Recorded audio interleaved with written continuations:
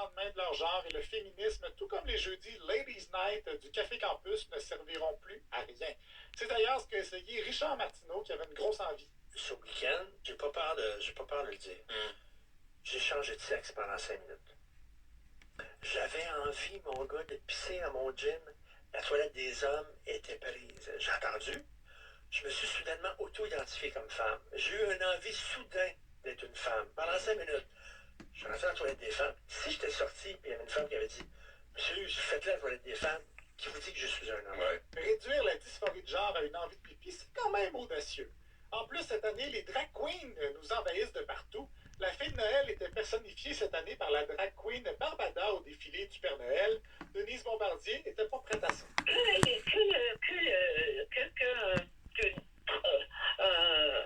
Une drag queen aille défiler dans le quartier gay, habillée comme ça dérange personne. Mais là, il va y avoir des petits-enfants qui vont être dans la rue pour regarder le défilé et qui vont voir cette espèce de caricature. Mais c'est invraisemblable. Oui, parce que c'est plus profond que juste un déguisement. En fait, je crois que plus profondément, il y a des adultes qui veulent imposer leur fantasme sexuel aux petits-enfants. Et les petits-enfants doivent être à l'abri de ça. On ne va pas troubler les petits-enfants. J'avoue que j'avais jamais pensé à des drag queens comme des objets sexuels, mais bon, à chacun ses sensibilités. Moi, j'ai plutôt essayé de mettre mes enfants à l'abri de la toute la Reine des Neiges et des cubes d'énergie. Le mouvement, moi aussi, a encore emporté des artistes cette année, dont Win Butler d'Arcade Fire, accusé d'un comportement sexuel douteux. Luc Ferrandez trouve que c'est exagéré. Ce gars-là, il travaille pas dans un bureau. Là. Il est tous les soirs sur un stage, puis il est adulé par des milliers de personnes, dans lequel il y a des milliers de femmes, puis dans lequel il y a des milliers de jeunes femmes qui sont pas habillées pour aller faire du skidoo. T'sais. Moi, je peux te dire une affaire. Je pense que je peux parler au nom de beaucoup d'hommes que je connais. Je pense pas que j'aurais eu une conduite irréprochable dans ces circonstances-là. Ben moi, en tant que personne adulée, je pense que c'est possible de ne pas taponner des madames, qu'elles soient en dessous de skidoo ou pas. Il reste que la définition du wokisme, c'est pas très clair, mais heureusement, Pierre Paulus, le lieutenant québécois de Pierre Poilievre, nous l'a expliqué. Monsieur le Président, qu'est-ce que le wokisme? Au tout début, le terme woke était utilisé pour identifier une personne qui était consciente et offensée des injustices et des discriminations subies par les groupes minoritaires. Mais aujourd'hui, c'est un mouvement qui s'approprie un concept à la base positif, mais qui l'instrumentalise à des fins politiques. C'est drôle parce qu'on dirait qu'il décrit exactement ce que font la plupart des gens qui, pour faire les woke, instrumentaliser un concept à la base positif à des fins politiques. Les grands apparus de l'année 2022, Pierre Poilievre. À Ottawa, c'est la succession d'Erin O'Toole qui a fait jaser. Vous l'aviez oublié, hein? Erin O'Toole? Les principaux candidats pour diriger le Parti conservateur étaient Jean Charest et Pierre Poilievre. Et c'est ce dernier qui est arrivé avec les idées les plus audacieuses. Il a entre autres fait la promotion du Bitcoin dans un resto à London, en Ontario. La nourriture que j'aime le plus, c'est la nourriture de la Moyen-Orient. J'adore le shawarma. Pour la première fois, il va faire une vente en Bitcoin. Alors, je suis ici pour acheter mon shawarma avec du Bitcoin. On va le faire, n'est-ce pas?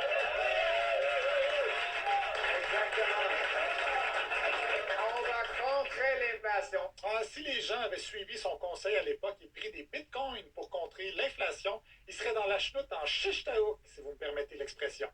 Il a aussi annoncé dans une vidéo avec de la belle musique qu'il voulait bannir les mots trop compliqués des documents officiels. Je vais adopter la loi sur le langage clair, ce qui va exiger que le gouvernement publie des documents avec le moins nombre et les plus simples mots possibles. Et là, vous allez me dire que la simplicité, c'est la même chose que la stupidité. Ben, Poilievre a un nom pour vous, Einstein. Certains vont dire que la simplicité est la même chose que la stupidité. Mais Einstein aurait dit autrement quand il a écrit E est égal à MC carré. Est-ce que la formule aurait été plus brillante si ça a pris des pages et des pages de complexité de l'utiliser? Je pense que non. Je pense pas qu'il aurait pu trouver un pire exemple que ça. Il y a à peu près personne qui est capable d'expliquer la théorie de la relativité. M. Poilievre a été élu malgré tout et a dit qu'il voulait s'inspirer des Québécois. Les conservateurs de partout au pays ont beaucoup d'apprendre des Québécois. La nation québécoise tient tête au wokisme. Oui, il dit vouloir se battre pour le vrai monde. Moi, je veux que cet argent-là finance les chèques de paie pour Jean-Marc Tremblay, le soudeur du Saguenay. Jean-Marc Tremblay, le soudeur du Saguenay, ou son frère Jean-Marie? Si j'ai le choix entre envoyer l'argent pour les armes de guerre de Poutine ou envoyer l'argent pour les chèques de paie de Jean-Marie Tremblay de Saguenay, moi, je choisis toujours le chèque de paie de Jean-Marie Tremblay, le soudeur de Saguenay. Donc, Jean-Marc et Jean-Marie Tremblay, les frères soudeurs de Saguenay, ça a l'air que le slogan de leur entreprise, c'est « Soudés pour la vie ». Bonne chance à M. Poilievre. Violence à Montréal. La ville de Montréal a connu une diminution du nombre de meurtres et de fusillades en 2022 par rapport à 2021. Mais dans cette section, 100% des intervenants font semblant qu'ils ne le savent pas. On a beaucoup parlé de la violence à Montréal cette année. On nous a présenté ça comme si Montréal était à feu et à sang. Mario Dumont pense que c'est ce qui a causé le déficit migratoire de Montréal. Pour Valérie Plante, je trouve que c'est le plus gros avertissement que tu peux pas avoir. Là. Les gens la fuient ta ville. Là. Puis tu dis que tout est correct, on se bâtit une ville. C'est comme ça que les gens veulent vivre. Des vélos et des guns, le nouveau slogan. Des vélos et des guns, c'est à ça que se résume Montréal. À Cube Radio, le sénateur Jean-Guy Dagenet, un ex-policier anciennement associé au Parti conservateur, s'est aussi inquiété de cette violence qui lui fait craindre de faire l'épicerie sur le plateau. Moi, je suis un Montréalais d'origine. Et justement, l'autre jour, j'ai constaté qu'il y avait eu un meurtre, je pense, sur la rue Yvard, sur le plateau Mont-Royal. Il y a à peu près 50-60 ans, moi, j'allais à l'épicerie pour ma mère dans ce coin-là. Et je dis aujourd'hui, je me demande si j'y irais. Ça a tellement changé à Montréal. On a ouvert les frontières, on a accueilli des gens, puis c'est correct, ça. Mais en quelque part, je pense qu'on a accueilli des tristessés qui proviennent de pays où règne la violence et tout se règle avec des armes à feu. Bon, il y a à peu près 3 fois moins de meurtres à Montréal par année que dans les années 70. Alors j'ai l'impression qu'il idéalise un petit peu l'époque de sa maman. Surtout les tristes cires étrangers sur le plateau, ce sont probablement des Français qui règlent la plupart de leurs problèmes à coups de grosses mises de fonds en euros. Yannick Marceau de Radio X, lui, s'est inquiété pour un autre quartier. Mais quelqu'un qui me dit « Ouais, mais Yann, au Mexique, il y a les cartels, ça se tire sur la plage. » Les amis, ça se tire à Montréal-Nord actuellement, puis il y a encore du monde qui se promène dans le char, là. Faut quand même être pas pire déconnecté pour comparer Montréal au Mexique. Il n'y a même pas de Carlos Pepes à Montréal-Nord.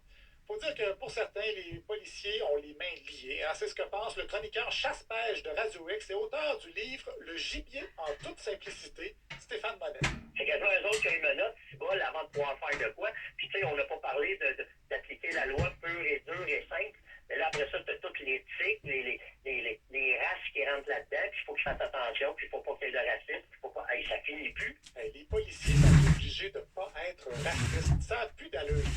Sophie Durocher aussi a une opinion sur le profilage racial et pour bien nous la faire comprendre, elle a comparé ça aux voitures qui font des excès de vitesse. Est-ce que si on regarde les statistiques, on va trouver qu'il y a plus de voitures rouges qui ont été arrêtées? Est-ce que c'est parce que les policiers ont un problème avec les voitures rouges? Non. C'est que statistiquement, il y a plus de voitures rouges que de voitures blanches ou de voitures noires, mettons, sur la route. Alors, quand on dit, par exemple, est-ce qu'il y a plus de gens d'une certaine minorité ou d'une certaine autre qui sont interpellés, c'est peut-être aussi parce qu'il y a une situation qui concerne cette communauté-là. Une de mes analogies de char préférées depuis la fois où Éric Duhem avait comparé un viol à un vol de char. Urbanisme. Vous entendrez dans ce segment un truc pour vous rendre aux promenades Saint-Bruno en autobus à partir de la station métro Papineau en 1h14. Alors que selon mes calculs, on pourrait faire le trajet en 58 minutes en calculant précisément l'alignement de la porte du métro que vous prenez, la vitesse du vent et l'achalandage au magasin Labbé des promenades. Les aménagements urbains et l'environnement ont été encore au sommet de l'actualité cette année. Le maire Bruno Marchand veut inclure une voie partagée sur 500 mètres et ces quelques arpents d'asphalte perdus inquiètent beaucoup les amateurs de voitures, dont le ministre Éric Kerr. Le maire de Québec dit qu'il ne veut pas faire une guerre à l'automobile, qu'il le prouve et qu'il arrête de polluer l'existence des conducteurs avec des projets comme ça. Polluer nier l'existence des conducteurs. C'est quand même un peu ironique comme phrase. Il s'est excusé par la suite sur Twitter en disant qu'il était allé trop loin. Il faut dire que Québec a l'une des plus grandes concentrations d'autoroutes par habitant au Canada, presque aussi grande que sa concentration de fans de Metallica. Le ministre de l'Environnement, Benoît Charette, s'est aussi lâché lousse. Les experts s'entendent pour dire que le troisième lien va causer de l'étalement urbain, ce qui aura des effets néfastes sur l'environnement, mais aussi sur le trafic à long terme. Ben, le ministre, lui, il pense que c'est le contraire. Et sur l'étalement urbain, notamment, je suis d'accord, il faut mettre des efforts importants pour contrer ce phénomène-là. Mais le tunnel Québec-Lévis, centre-ville à centre-ville, est une belle façon d'y parvenir. Faut quand même être Tinoro pour virer ça complètement à l'envers. Bernard Drinville, lui, en campagne, a déclaré que c'était pas si grave que ça, la pollution. T'as juste besoin d'être dans ton char, dans le trafic, puis tu la vis, la maudite attente, et elle est de plus en plus longue. Et le troisième lien, c'est des véhicules électriques qui vont le prendre de plus en plus. Fait que lâchez-moi avec les GES. Pas besoin d'études, il suffit d'être pris dans le trafic pour comprendre que ça prend un troisième lien. À Montréal, c'est le tunnel La Fontaine qui a fait les manchettes. LCN a envoyé le journaliste d'enquête Yves Poirier en immersion dans la peau de quelqu'un qui prend le transport en commun en partance du métro Papineau jusqu'aux promenades Saint-Bruno un mardi soir. Mais il n'était pas très bien organisé, le beau Yves. On vient d'atteindre donc 29 minutes. Certains diront oui, c'est un peu long. Calculez là-dedans là, 10 minutes d'attente tantôt à la billetterie du métro Papineau. On semblait avoir de petits soucis. Là, je ne pouvais pas payer en argent comptant. On me disait que seulement la carte bancaire ou carte de crédit était acceptée. Donc, il n'avait que de l'argent comptant et on était en début de mois où tout le monde faisait la file pour renouveler sa carte mensuelle. Et en plus, il était obligé d'aller au kiosque d'information pour savoir quel bus prendre. Je dois vous avouer, Julie, que je n'ai pas fait mes recherches pour trouver l'itinéraire le plus rapide. J'improvise ce soir. Finalement, c'était pas une immersion dans la peau d'un usager des transports en commun, c'était une immersion dans la peau d'un nono. Conclusion de tout ça? Voilà, je vous laisse sur ce chrono. 1h14 minutes. Dans 6-7 minutes, on atteint notre objectif des promenades Saint-Bruno. Voilà pour cette expérience. Ça en a convaincu quelques-uns. Tant mieux, Julie. Ça me surprendrait beaucoup.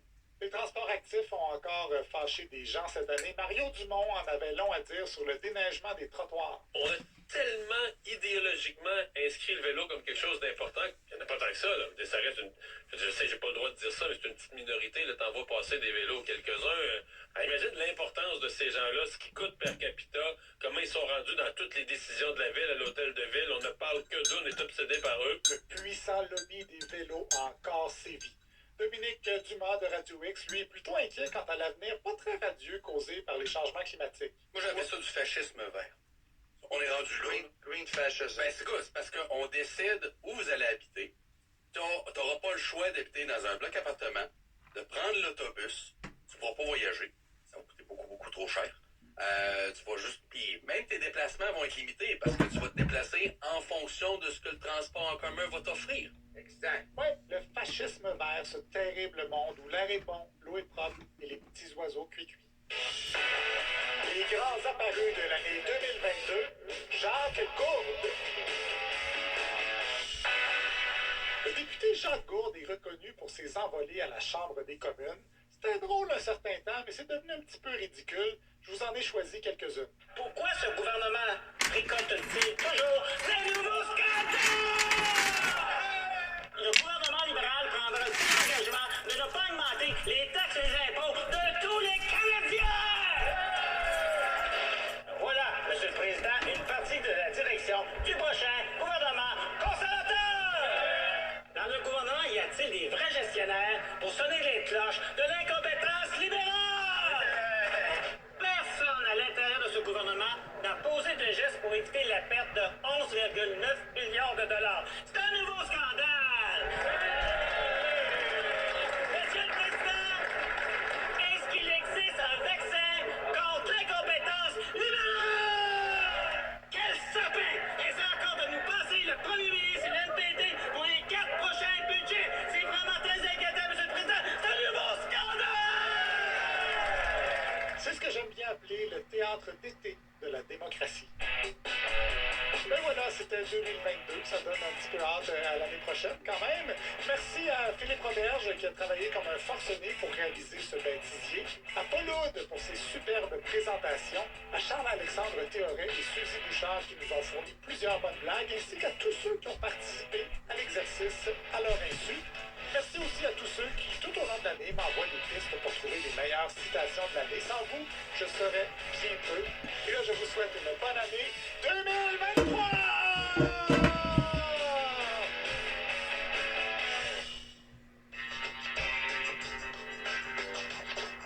C'est Franco Nouveau, je vous propose un entretien d'1 heure avec Guy Mongrain. Les grands entretiens de Franco. Demain 5h, c'est Lucie Première. Les patinoires de quartier ont des histoires qui nous rassemblent.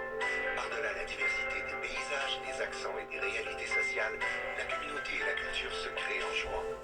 Les joueurs d'hiver, samedi 22h30, 23h30 dans les Maritimes sur ICI Télé.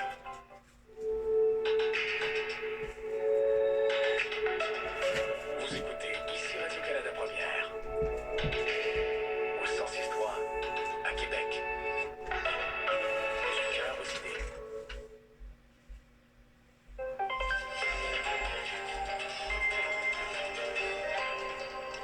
Bonsoir, ici Mathieu Massé, voici vos informations.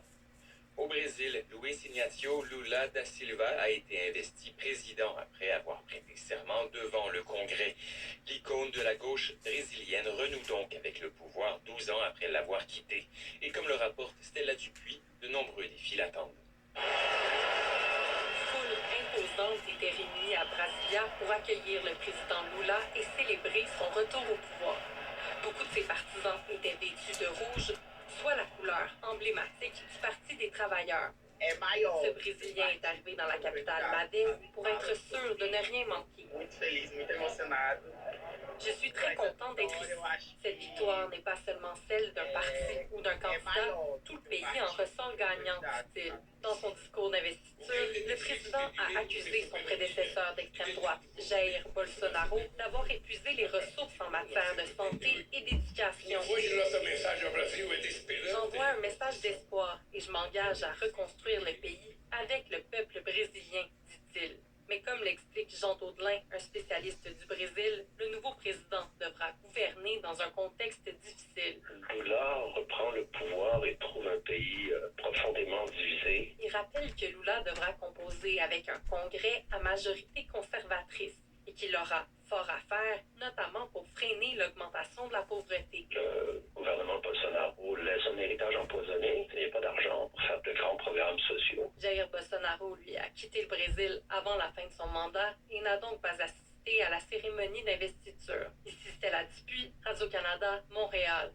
Le Fonds monétaire international prévoit une année difficile pour une grande partie de l'économie mondiale. Le FMI indique que le ralentissement simultané des trois grands moteurs de croissance mondiale, les États-Unis, la Chine et l'Union européenne, donnera du fil à retordre et créera une situation pire qu'en 2022.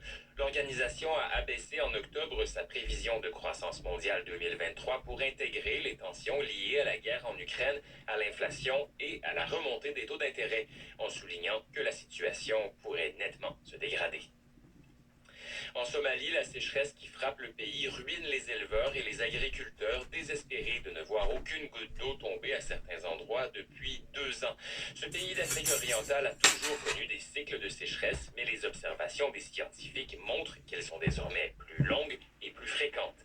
Par conséquent, plus d'1 million de personnes fuient leur domicile pour se réfugier dans des camps insalubres et surpeuplés dans le sud-ouest du pays. Le reportage de Patricia Hugon à Baïdoa. Les petites huttes en forme de dôme s'étendent dans toutes les directions autour de la ville. Devant l'une d'entre elles, Safia Isaac, une femme d'une 60aine d'années, son petit-fils sur les genoux, réchauffe une bouillie de sorgho. Quelques mois plus tôt, elle s'est résignée à quitter sa terre où plus rien ne pousse. Même cette bouillie, ce sont les voisins qui nous l'ont donnée. Parfois, ma fille ramène un peu d'argent. Sinon, nous devons mendier. Je suis partie à cause de la sécheresse et je n'y retournerai pas. Il n'y avait plus d'eau, plus de nourriture, tout était sec. Les récoltes ont flétri, le puits s'est asséché, les chèvres et les vaches sont mortes. Une dizaine d'enfants et de bébés attendent d'être pesés et auscultés dans un centre de nutrition. Nous recevons 50 à 60 cas de malnutrition aiguë par semaine. Certains souffrent de complications, alors nous les hospitalisons. À quelques kilomètres seulement de Baïdoa, les vastes plaines arides sont sous le joug de la milice islamiste Al-Shabaab. rendant l'acheminement de l'aide presque impossible. Adam Abdelmoulak, coordinateur de l'action humanitaire au sein de la mission d'assistance des Nations Unies en Somalie. En 2011, la Je pense que majorité c'est le des dernier décès à ont eu lieu avant que Diane. la famine ne soit officiellement Il est déclarée. arrivé, je l'ai vu le Notre soir capacité du à maintenir dernier. ce niveau d'assistance Mais il sait que sa dernière porte de secours parce que Mia avait tout organisé. Il devait dormir dans le safari de nuit. Tout était organisé, placé. Mais. Donc, mais il sait que s'il n'y a pas de ressources, parce que pour un garçon, c'est pas comme une fille. Là. Une fille, tu peux toujours jouer un petit peu la niaiseuse, là, puis trouver un divan, puis atterrisse. Fait qu'il sait que si pour un garçon, c'est beaucoup plus difficile. Là, tu peux trouver une madame gentille. Là. Il y a la madame, il y a des madames gentilles. Juste avant les fêtes, on a le redout. Sinon, il sait très bien que le dernier recours va à l'urgence. Là, quand ça regèle, ça gèle pas vite, le froisi commence à descendre. Et là, le couvert de glace n'était pas épais. Fait qu'en n'étant pas épais, l'eau qu'on a eue, le couvert de glace est fragilisé plus facilement. Donc, c'est ce couvert de glace-là qui a descendu. Habituellement, à cette tension, on a un couvert de glace qui est bien épais, qui peut tenir. Les autorités surveillent l'évolution de la situation. Si tu manges des ressources, la plupart des ressources à Québec, là, ils ont un contrôle sur ton alimentation, dans le sens qu'ils vont bien mettre ce qu'ils veulent dans l'assiette. Là, fait que tout ça, c'est à vérifier, mais bien entendu, là, les donateurs, là, arrêtez de donner, vous nourrissez des voleurs, des bandits, puis ceux qui sont bons là, sont empoisonnés. Également une amende de 10 000 $ pour les contrevenants. Et en terminant, à l'île du Prince-Édouard, le salaire minimum augmente. Ça va te coûter moins cher, des coupons à McDonald's que de chauffer l'électricité, chauffer, puis voilà, c'était l'essentiel. c'est moins bon, mais de toute façon, ça passe tout direct. Bonne soirée à notre antenne. Ils gardent leur argent pour les ouvriers, puis boire. Ils mangent, ils vont boire de la bière, ça passe tout direct des bols de toilette, puis ils lavent pas leur bol de toilette, puis ils prennent des contrats. J'en ai pas vu beaucoup. Ils veulent bien connaître du monde pour y attendre leur retraite. Exemple, ça fait longtemps que c'était plus lui. La semaine d'après, la semaine d'après, Bonsoir tout le monde, bienvenue à De Fait l'huile que sur ça, le des feu. fois, Je c'est m'appelle des, Rebecca McConnell, très contente de vous accueillir pour ce grand party du 31 décembre, c'est bientôt minuit. Ou si vous nous écoutez en rediffusion, c'est déjà 2023! Pour cette émission spéciale, je vous crie dans les oreilles, de 2 heures, je vais être entourée de Catherine Etier. Bonsoir. De retour une semaine après Noël, bonsoir. Nos collaboratrices Barbata. Bonne année! Je suis trop excitée. Déjà, Isabelle Picard. Oui, bonsoir. Bonsoir. Vanessa Destinée. Bonsoir. Pompon sur les oreilles.